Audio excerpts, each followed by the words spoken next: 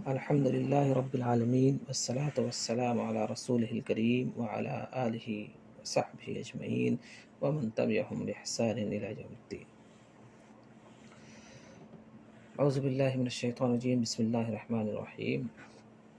يا أيها الذين آمنوا اجتنبوا كثيرا من الظن إن بعض الظن إثم ولا تجسسوا ولا يغتب بعضكم بعضا أيحب أحدكم أن يأكل لحم أخيه ميتا فكرهتموه واتقوا الله إن الله تواب رحيم. عزیز دوستو، پچھلی ویڈیو میں نے آپ کے سامنے یہ بات رکھی تھی کہ بدگمانی سے اسلام نے ہمیں روکا ہے، قرآن میں ہمیں منع کیا ہے. کسی بھی مسلمان کے تعلق سے ہمیں حسن ظن رکھنا چاہیے. دوسری بات یہ بتائی تھی کہ جاسوسی، کسی کی ٹوہ میں پڑنا، کسی کے پیچھے پڑنا کہ وہ کیا کرتا ہے کیا نہیں کرتا، اس سے ہمیں اسلام نے منع کیا ہے، قرآن میں اللہ رب العالمین نے منع کیا ہے. اب اگلی بات ہے کہ غیبت، ولا یغتب بعضکم بعضا، کہ تم میں سے بعض آدمی بعض کی غیبت نہ کرے، ایک مسلمان دوسرے کی غیبت نہ کیا کرے. سب سے پہلا سوال یہ ہے کہ غیبت کہتے کسے ہیں؟ تو آئیے میں اللہ کے نبی صلی اللہ علیہ وسلم نے خود جو غیبت کی تعریف کی ہے وہی آپ کو بتاتا ہوں. ایک بار اللہ کے نبی صلی اللہ علیہ وسلم نے صحابہ کرام سے پوچھا، اتدرون ما الغیبہ، اے میرے صحابہ کیا تم جانتے ہو کہ غیبت کسے کہتے ہیں؟ صحابہ کرام نے کہا، اللہ و رسول عالم، اللہ اور اس کے رسول ہی بہتر جانتے ہیں. اب سوال یہ پیدا ہوتا ہے کہ صحابہ کرام کو معلوم تھا غیبت کیا ہے، پھر انہوں نے یہ کیوں کہا کہ اللہ اور اس کے رسول بہتر جانتے ہیں؟ دیکھیے، اس میں بہت پوائنٹ کی بات ہے، بڑی اہم چیز ہے، اور اس سے ہمیں ایک بہت بڑا سبق ملتا ہے جو آج ہمارے ہاں نہیں پایا جاتا ہے. وہ ادب اور احترام ہے. جس کے پاس آپ سے زیادہ علم ہے، جس کے پاس آپ سے زیادہ دین کی سمجھ ہے، اس کے سامنے اپنی زبان کو خاموش رکھنا، یہ ہمیں سبق ملتا ہے. اللہ کے نبی صلی اللہ علیہ وسلم صحابہ کرام سے زیادہ جاننے والے تھے، صحابہ کرام جانتے تھے کہ غیبت کسے کہتے ہیں، پھر بھی انہوں نے کیا کہا؟ اللہ اور اس کے رسول ہی بہتر جانتے ہیں غیبت کیا ہے.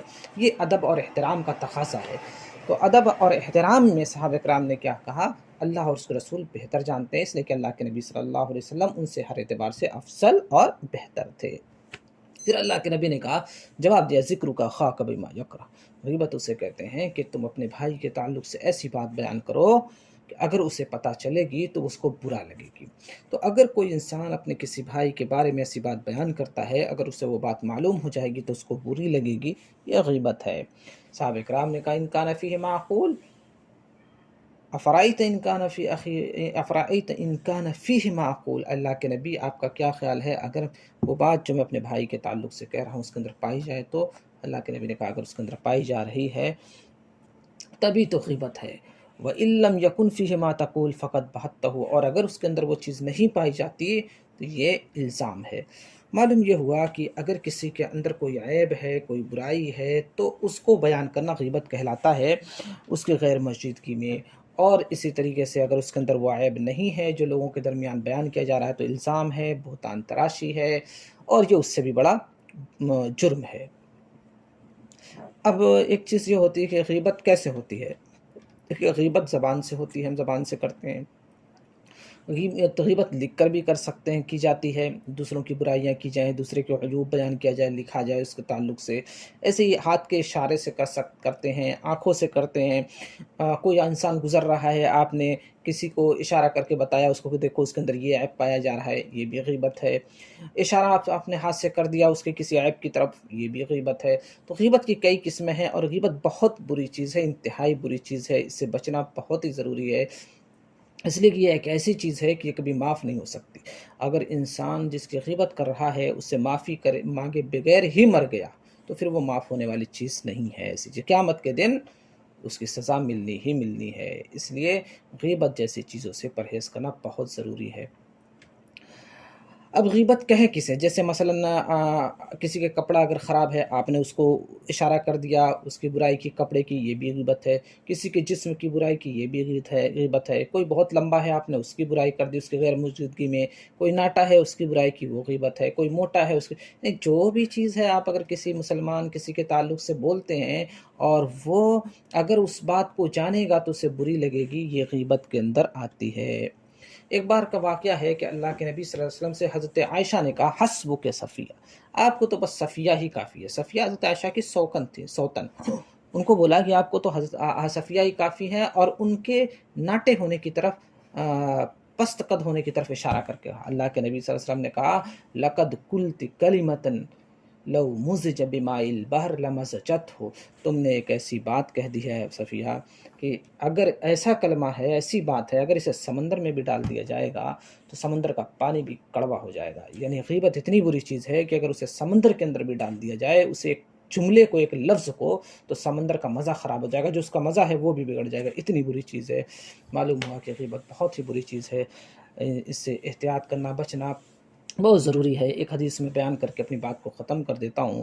ایک حدیث کے اندر آتا ہے کہ اللہ کے نبی صلی اللہ علیہ وسلم کو جب معراج کرائی گئی، آپ کو آسمان پر لے جایا گیا، آپ نے وہاں کچھ لوگوں کو دیکھا تھا، یخمشون وجوہہم وصدورہم، وہ اپنے ناخنوں سے اپنے سینے اور اپنے چہروں کو نوچ رہے تھے۔ اللہ کے نبی نے جبرائیل علیہ السلام سے پوچھا، من ہؤلاء یا جبرائیل، اے جبرائیل یہ کون لوگ ہیں جو اپنے ہاتھ سے اپنے چہروں کو نوچ رہے ہیں، اپنے سینوں کو نوچ رہے ہیں؟ جبرائیل نے کہا تھا اللہ کے نبی صلی اللہ علیہ وسلم سے، ہؤلاء الناس یأکلون لحوم الناس ویقعون اعراضهم فی اعراضهم، یہ وہ لوگ ہیں جو لوگوں کے گوشت کو کھاتے تھے اور لوگوں کی عزتوں کے پیچھے پڑے رہتے تھے۔ لوگوں کی گوشت کھانے کا مطلب کیا ہے؟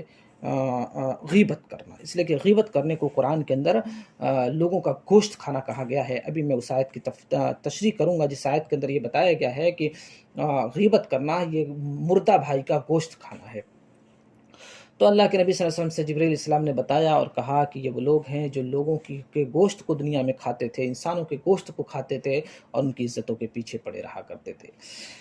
تو آئیے آیت کی طرف چلتے ہیں، اپنی بات کو مکمل کرتے ہیں۔ قرآن میں اللہ رب العالمین نے کہا وَلَا يَغْتَبْ بَعْضُكُمْ بَعْضًا، اور تم میں سے کوئی انسان کسی کی غیبت نہ کرے۔ أَيُحِبُّ أَحَدُكُمْ أَن يَأْكُلَ لَحْمَ أَخِيهِ مَيْتًا، کیا تم میں سے کوئی آدمی یہ پسند کرتا ہے کہ اپنے مرے ہوئے بھائی کے گوشت کو کھائے؟ یعنی اللہ رب العالمین یہ کہنا چاہتا ہے کیا کوئی پسند کرے گا؟ سوال کر رہا اللہ تعالیٰ کہ وہ اپنے مرے ہوئے بھائی کے گوشت کو کھائے۔ کَرِہْتُمُوهُ، تم اسے ناپسند کرتے ہو۔ وَاتَّقُوا اللَّهَ، تو اللہ سے ڈرتے رہو۔ اللہ رب العالمین خود کہتا ہے کہ تم اس بات کو ناپسند کرتے ہو کہ اپنے مرے ہوئے بھائی کے گوشت کو کھاؤ۔ جب تم اس بات کو ناپسند کرتے ہو تو اللہ سے ڈرتے رہو، ایسا مت کرو۔ اللہ رب العالمین یہاں غیبت کرنے کو مرے ہوئے بھائی کے گوشت کھانے سے تشبیہ دے رہا ہے تاکہ انسان کو اس کی قباحت، اس کی برائی اس کے ذہن میں اچھی طریقے سے بیٹھ جائے۔ اللہ رب العالمین سے دعا ہے کہ اللہ رب العالمین ہمیں ان جیسے عیوب اور ان جیسے جرائم سے محفوظ رکھے اور ہمیں سے اسلام کی سمجھ عطا فرمائے۔ آمین۔ وآخر دعوانا الحمد للہ رب العالمین۔